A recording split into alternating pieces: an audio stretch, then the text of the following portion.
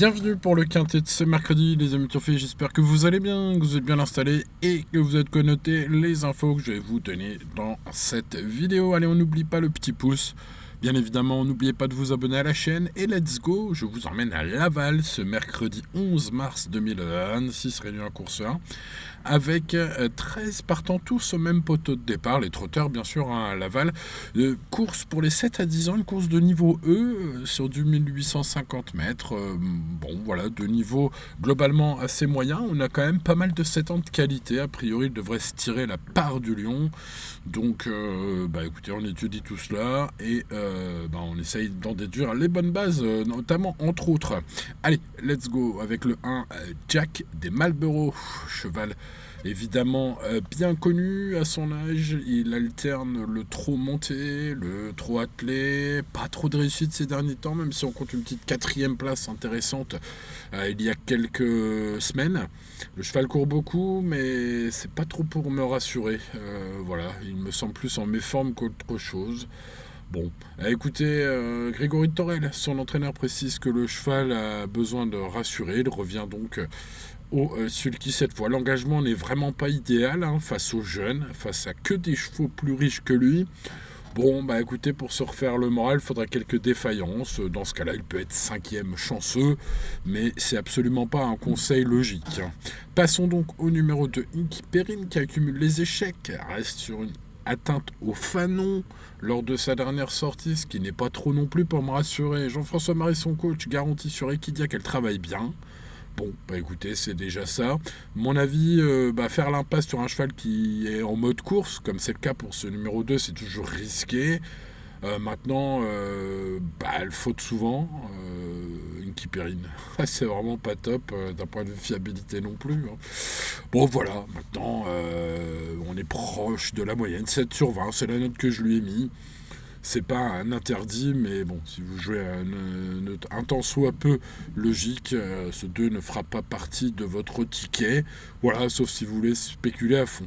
Passons au numéro 3, Houston de Cuny, qui fait preuve d'une belle longévité. Le cheval a bien couru ces derniers temps. Le cheval est au top, tout simplement. Vieillit bien, mais affronte les jeunes, cette fois.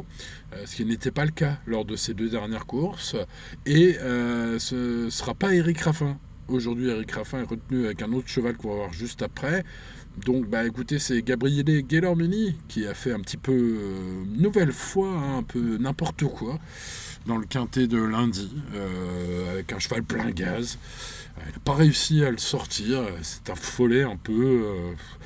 Bon, je sais plus trop quoi en penser de GG. Ces derniers temps, c'est quand même 90% du temps, pas les bons choix.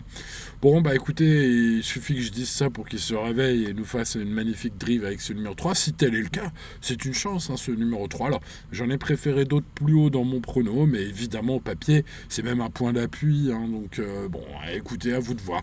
Pour les fans de GG, le mettront très haut, ce numéro 3. Moi, je vais le mettre plutôt en bout de ticket. Allez, on passe au numéro 4, Jewel de la Côte, que j'élimine aujourd'hui. Le cheval a de la qualité, bien sûr, mais bon, elle a été écartée pendant plus d'une année. Il effectue une grande entrée. Il est ferré. Adrien Guarato sur Génie Course indique que le cheval va avoir besoin de courir. Je fais l'impasse, et je vous conseille d'ailleurs de faire l'impasse sur ce numéro 4. Sauf hécatombe, il ne fera pas l'arrivée. Passons au numéro 5, Jamaica Fedo, peu fiable mais capable. Jamaica Fedo est une chance régulière, mais il faudra rester dans les bonnes allures. Alors pour cela, on appelle Éric Raffin aujourd'hui. Pour moi, ce sera tout. Vous le savez, avec ce genre de chevaux, quelle que soit leur place dans mon prono, sur un ticket, je ne les mets pas, et sur un autre, je les mets premier, tout simplement. C'est un cheval qui est capable de gagner comme de s'enlever. Ce numéro 5, tout rien. Alors par contre, là, on passe à un cheval ultra fiable. Alors, pas pour la gagne, mais alors pour figurer dans les 5 premiers, j'y crois. C'est ce numéro 6, Jovial au fort. Alors, je l'ai mis 5e parce que je pense que d'autres peuvent largement le battre. Aujourd'hui, par contre, ultra fiable, ce Jovial au fort. Vraiment, 0 disqualification dans sa carrière. C'est assez rare pour être signalé. C'est un sujet donc très fiable. 4e dans le prix des Vosges, derrière Jago Fort, dont on va reparler après. Son titre de gloire, c'était le quintet précédent à Vincennes où il s'est imposé. Bref, super cheval en fait, tout simplement. Et chance ultra régulière, fiable. Gardez-le sur tous vos tickets logiques, au moins ce numéro 6. même si je ne le vois pas gagner. Passons au numéro 7, Jagofor. Alors, ce n'était pas le cas auparavant, notamment en début, milieu de carrière. Jagofor est devenu fiable depuis mai 2025 et ne compte que des belles perfs depuis mai 2025 en étant déféré des 4 comme il le sera ce mercredi à Laval. Il a montré sa bonne forme lors de son unique sortie de l'année en terminant 3e dans un lot bien composé, bien sûr, devant Jovial Fort notamment. Le cheval est donc fortement recommandable et possède l'une des toutes premières chances vu ses titres. Pour toutes ces raisons, ce numéro 7 sera une base incontournable à mon avis, base intégrale en termes de papier en tout cas. Évidemment les courses restent les courses, mais ce sera le favori logique de mon prono.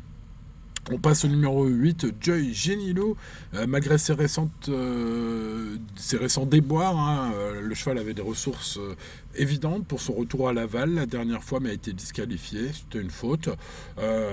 Malgré cela, le cheval compte une victoire et un podium en 3 sorties. Donc une victoire, un podium, une disqualification. Voilà, c'est son histoire sur l'hippodrome mayennais. Donc les amis turfistes, une super chance. Celui-là, ça pourrait être un joli choquant. En plus, j'ai senti Grégory Torel, son entraîneur, compté pour un rachat. Le cheval est parfait au travail. La jument est parfaite au travail. Peut-être une belle info. Sa pointe de vitesse peut faire des ravages. Bref, vous l'avez compris. J'aime beaucoup ce numéro 8 qui sera mon choco du jour. Ah oui, ma base en or, c'est Jadou du Lupin. Vu la forme de Marmion en ce moment, vu la musique de Jadou du Lupin, ce numéro 9 depuis un an, c'est du Mozart. Excusez du peu, 10 podiums consécutifs. À la suite, on enfile les podiums comme d'autres enfilent les perles pour ce véritable métronome qui dépend d'une écurie en forme. Le cheval ne montre aucun signe de fatigue le matin. Eh bien, c'est tout ce qu'on lui demande de ne pas être fatigué. C'est mon cheval de confiance dans ce quintet, ma base quintet en or, ce numéro 9, Jadou du Lupin. C'est le dit. Régulier en diable, Junkies Mind reste sur une belle victoire dans le Grand Prix Intermarché à Cherbourg. Les courses épiques, c'est plus ce que c'était. On a du Grand Prix Intermarché qui était où à Cherbourg ces derniers temps. Il l'a gagné, ce Junkies Mind, montrant qu'il est en forme, au top. Moi, j'y crois un peu moins que Sébastien Ernaud. Si vous suivez Sébastien Ernaud, vous allez jouer les yeux fermés. Moi, je vous vois une chance régulière pour les places. Il y a des chevaux de Vincennes, là. Il y a des bons chevaux à Laval ce mercredi, dans cette tranche d'âge, des 7 ans, les J que vous voyez ici. Donc, écoutez, on va le mettre évidemment sur le prono. C'est une chance régulière, mais j'en ai préféré d'autres qui seront d'ailleurs à cote plus sympathique. Allez, passons au numéro 11, Indian Pacific. Je vous conseille de rayer aujourd'hui. C'est un cheval qui a de gros moyens, bien sûr, mais qui n'a plus été revu depuis 2024. Madame Malquet est très réservée, d'ailleurs, pour cette rentrée. Le cheval est ferré. Une impasse totale est conseillée. C'est une remise en route. On passe au numéro 12, Héraclion des Bois, qui est un 9 ans courageux, qui aime bien Laval, qui a conclu 5 fois sur 10 dans les 5 premiers, alors sans jamais gagner, mais bon, voilà, c'est peut-être parmi les chevaux à 100 contre 1, celui que je vous recommanderais de mettre dans un champ réduit. Ce sera le seul petit regret de mon prono. On passe donc au numéro 13, Gesta Buissonnet, en mode sport pour cet engagement de rêve. Je rappelle que les J ont 7 ans, et donc ils sont très bien engagés dans ce quintet. Il a eu droit à des dernières analyses sanguines excellentes, suite à la déception de son ultime course. Le cheval a un engagement favorable. Il y avait des petits soucis, peut-être de santé. En tout cas, a priori, tout se présente bien. Le cheval possède une première chance. Alors attention, il faudra rester au trot, parce que Gesta Buissonnet, parfois, est fautive dans sa carrière. Voilà. Bon, Sylvain Roger m'a semblé assez confiant. Son coach, Benjamin Rochard est aux manettes. L'engagement est on ne peut plus parfait. Bref, vous l'avez compris, ce numéro 13 est un cheval très recommandable. Et vu sa cote, on va voir dans quelle rubrique je le classe, mais ça va venir bientôt. Allez les amis, on n'oublie pas le petit pouce, pensez à vous abonner à la chaîne et let's go pour le prono. Avec ma base quintet en or, tout d'abord, Jadou du Lupin, choisi sans hésitation vu la forme Marmion, vu ses 10 dernières courses, toutes sur le podium du véritable Mozart. Le cheval devrait, à mon avis, vu qu'il ne montre aucun signe de fatigue le matin, selon Jean-Paul Marmion, son coach, être le cheval de confiance, en tout cas avant coup, les courses restent les courses. Ce numéro 9 est mon cheval de confiance, même s'il y a de l'opposition pour la gagne, notamment Jagofor, le numéro 7, super cheval, un cheval de grande qualité. Il vient de très bien courir pour sa seule course hein, en 2026. Ultra fiable, déféré des 4 en 2025. Il pourrait faire la même année, à commencer par le quintet de ce mercredi. Ce numéro 7 est le favori logique. Mon choco du jour n'a pas été très chanceux la dernière fois. Joy Ginilou, ce numéro 8, est évidemment l'un des gagnants possibles. Belle cote, hein. Si Moustico, Anthony Barrier, fait une belle drive, sa pointe de vitesse finale peut faire des ravages.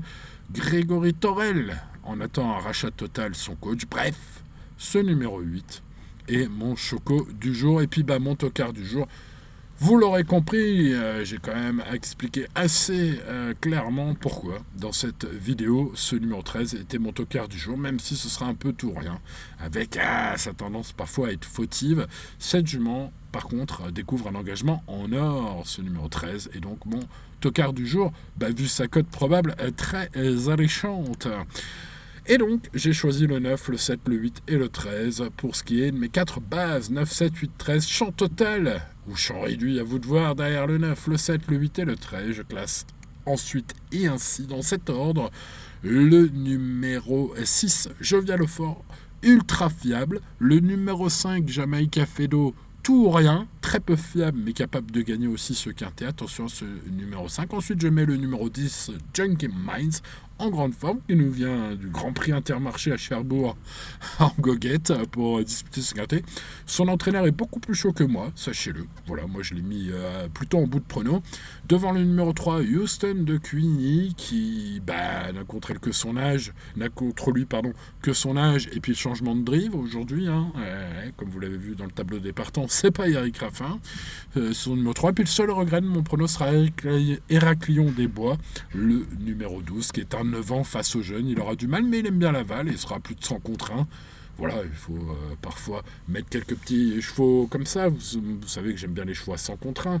Donc j'ai mis ce 12, il sera dans mon champ réduit. L'indice de confiance est de 8 sur 10. Évidemment, hein, quand on regarde le nombre de chevaux qui font le petit tour aujourd'hui, qui font une rentrée, il reste plus que ça, quoi. Hein. Donc ça devrait se jouer là-dedans. Maintenant, c'est un quintet très facile au papier, mais les courses restent des courses, vous le savez. Et ce qui est le plus dur, c'est de gagner des sous. Donc je vous souhaite d'avoir de la chance, tout simplement, pour mettre tout ça comme il faut sur vos tickets en ordre. Vu l'indice de confiance de 8 sur 10, je vous recommande avant tout de jouer responsablement, bien évidemment, comme tous les jours, et tout ira bien, les amis turfistes. Les courses resteront toujours les courses. Allez, bonne chance à vous, les amis turfistes. Pour le reste, ça se passe bien sûr sur mon service VIP. N'oubliez pas de me rejoindre sur mon site internet, ce service VIP réservé aux membres, bien évidemment. Donc, on va pas dire plus, ça reste entre les membres et moi. Voilà, les amis turfistes, bonne chance à vous et à demain pour de nouvelles aventures. C'était Simon. Ciao, ciao.